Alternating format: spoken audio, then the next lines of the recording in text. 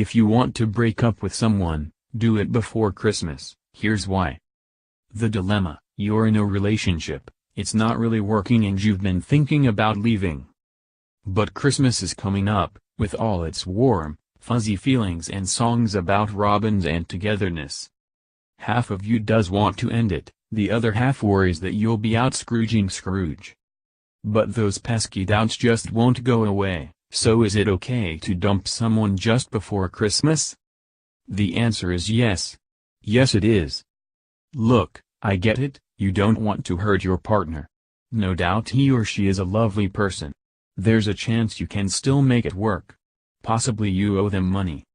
I also know, from lots of experience, that being alone over the festive season can be as tough as overcooked turkey. You can't go to a bar, get on a bus or walk into the work stationery cupboard without bumping into a pair of canoodling lovers jacked up on eggnog in too many quality streets. But your relationship does not abide by the seasons. It does not care if it is Christmas, Easter or your annual eye test, and the problems will not improve or disappear, no matter how much tinsel you smother them with. Couples can't suddenly get on because there's a twinkly tree in the living room, and you can't make yourself love someone just because he's wearing reindeer antlers. If anything, that's confirmation you should leave. A bad relationship is for life, not just for Christmas, and the Yuletide is as good a time to break up as any. It's never nice to think that someone is lonely at Christmas, but stringing them along like a strand of fairy lights won't do them any favors. It is also dishonest on your part, and disrespectful to the relationship you've had. Santa will have you on his naughty list quicker than you can say Vixen. Of course, breaking up means that you two will be alone over Christmas, but don't be alarmed. If there is any time of the year to be single, it's December. From the 1st, it is acceptable to start drinking before midday. You can eat chocolate, cheese and cranberry sauce, the primary and best of the food groups, for breakfast, lunch and dinner. Your social calendar will be permanently full with parties and carol concerts and ad hoc trips to the pub. Throw in some sparkly party wear, Christmas movies and time off work, and you've got everything you could possibly want from a season. It may be cold outside, but you don't need a partner to keep you warm, just whack up the central heating. If the benefits of singledom don't tempt you, then let's consider what happens if you remain in the relationship. Spoiler, it's not good. If there's one thing worse than feeling a bit lonely at Christmas, it's feeling lonely when you're expected to feel jolly. Either you will spend the 25th with his family, wasting festive cheer and money on people you'll never see again, and missing out on your dad's famous chorizo stuffing, that he only makes but once a year. Or your soon-to-be ex will spend Christmas at yours and your mum will sense that you're miserable, because mums always know. The third option is that you spend Christmas apart, fretting because you know you'll have to end it come New Year. The result is a lousy January for both of you, and January is already the worst month anyway.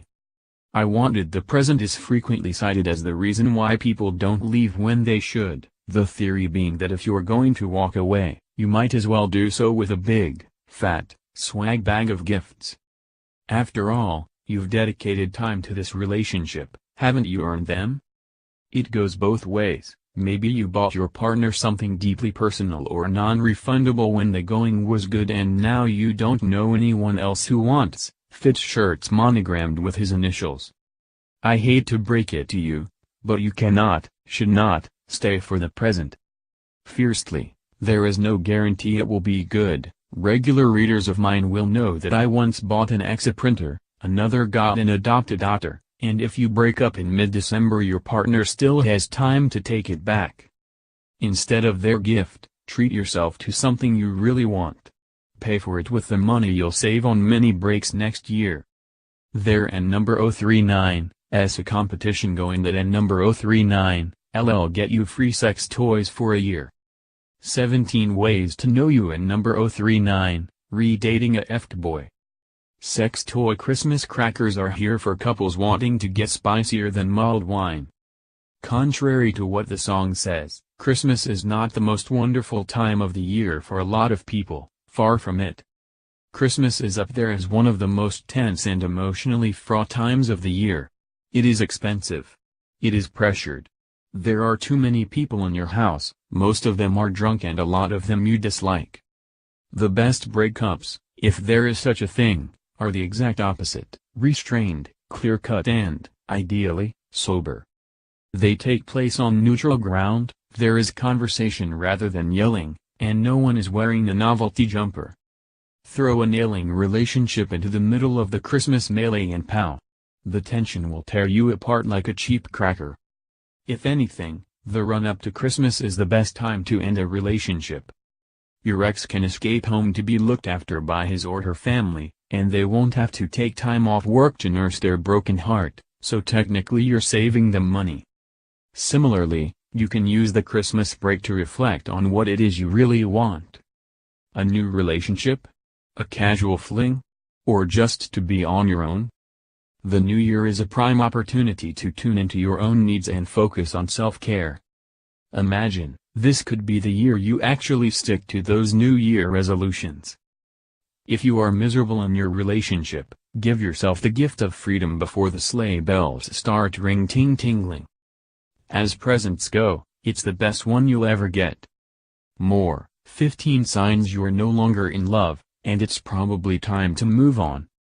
More, how to deal with the end of a relationship when you both know it's right. More, to dump or not to dump, should you end a relationship or wait for your soul to finish it with you?